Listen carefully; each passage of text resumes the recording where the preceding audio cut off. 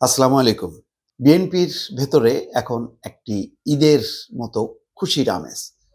তার কারণ ডক্টর মোহাম্মদ ইউনূস এবং তারেক রহমানের সাথে লন্ডনে যে বৈঠক হয়েছে, সেই বৈঠক ফলপ্রসূ হওয়ায় আনন্দের জোয়ার বা খুশির জোয়ার বইছে বিএনপির ভেতরে।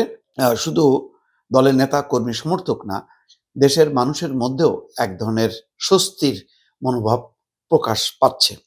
মির্জা ফখরুল ইসলাম আলমগীর তাৎক্ষণিক একটা প্রতিক্রিয়া দিয়েছেন।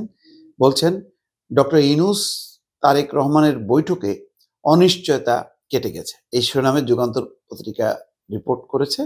আসলে নির্বাচনের সময় নিয়ে বিএনপির মধ্যে ব্যাপক অসন্তোষ ছিল এবং তারা প্রস্তুত হচ্ছিল সম্ভাবনাদের নিয়ে তারা আন্দোলন গড়ে তুলবে এবং তারা যুক্তি তুলবে যে রমজানের আগেই নির্বাচন হওয়া উচিত।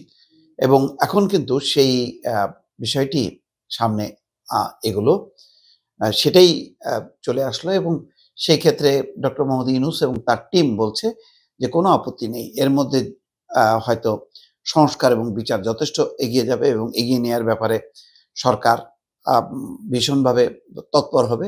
তাতে নির্বাচনে কোনো সমস্যা নেই, কোনো আপত্তি নেই। খলিলুর রহমান বলেছেন, নির্বাচন কমিশন নির্বাচনের সেই সময়টা ঘোষণা করবে।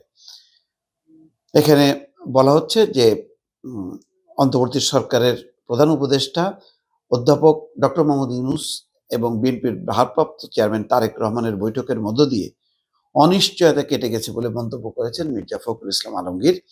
শুক্রবার বৈঠক নিয়ে গুলশানে চেয়ারপারসনের কার্যালয়ে তাৎক্ষণিক প্রতিক্রিয়ায় বিএনপি মহাসচিব এই মন্তব্য করেন।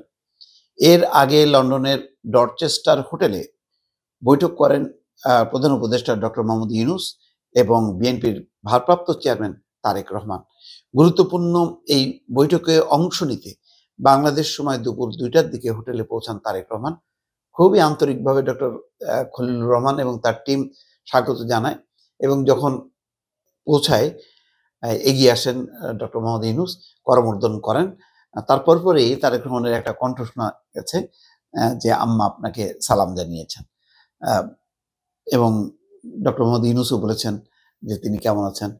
তারেক রহমানও ডক্টর মোহাম্মদ ইউনূস কেমন আছেন, তার শারীরিক অবস্থা কেমন সেটাও জানতে চেয়েছেন। খুবই সৌহার্দ্যপূর্ণ পরিবেশ ছিল। আর বাইরে মুহুর্মুহু স্লোগান, করতালি দিয়ে বিএনপির অসংখ্য নেতাকর্মী তাদের এই বৈঠক যাতে সফল হয় তার জন্য স্লোগান দিচ্ছিল।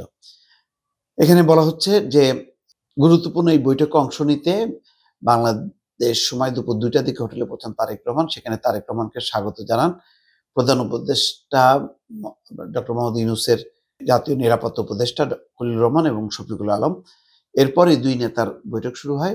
এই বৈঠক সম্পর্কে তাৎক্ষণিক প্রতিক্রিয়ায় বিএনপির মহাসচিব বলছেন যে জাতি এই বৈঠকের অপেক্ষায় ছিল। বৈঠকটি টার্নিং পয়েন্টে পরিণত হয়েছে। নির্বাচন ইস্যুতে তারেক রহমানের প্রস্তাব ছিল। ডক্টর মোহাম্মদ ইউনূস বিচক্ষণতার পরিচয় দিয়েছেন। এই বৈঠক প্রমাণ করে সংকটের মধ্যেও মানুষ ঐক্যবদ্ধ হতে পারে। বিএনপির মহাসচিব আরো বলেন, এখন অতীতের সব ভুলে জাতীয় ঐক্য গড়ে তোলা প্রয়োজন। আমরা নির্বাচনের প্রস্তুতি নিয়ে গণতান্ত্রিক পথে এগিয়ে যাচ্ছি।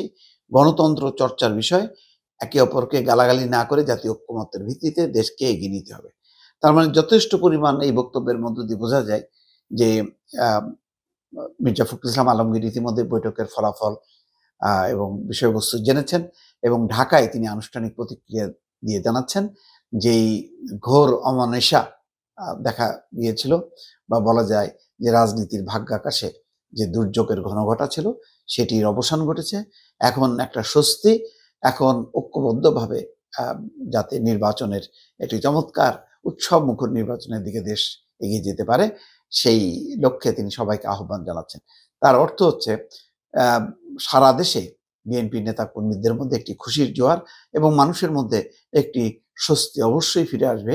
কেননা মানুষ আর কোনো সংকট অন্তত এই মুহূর্তে ডক্টর ইউনূস সরকারের সাথে বিএনপির বিবাদকে কেন্দ্র করে কোনো সংকট ঘনীভূত হোক সেটা নিশ্চয়ই প্রত্যাশা করে না। দর্শক ভালো থাকবেন। আল্লাহ হাফেজ।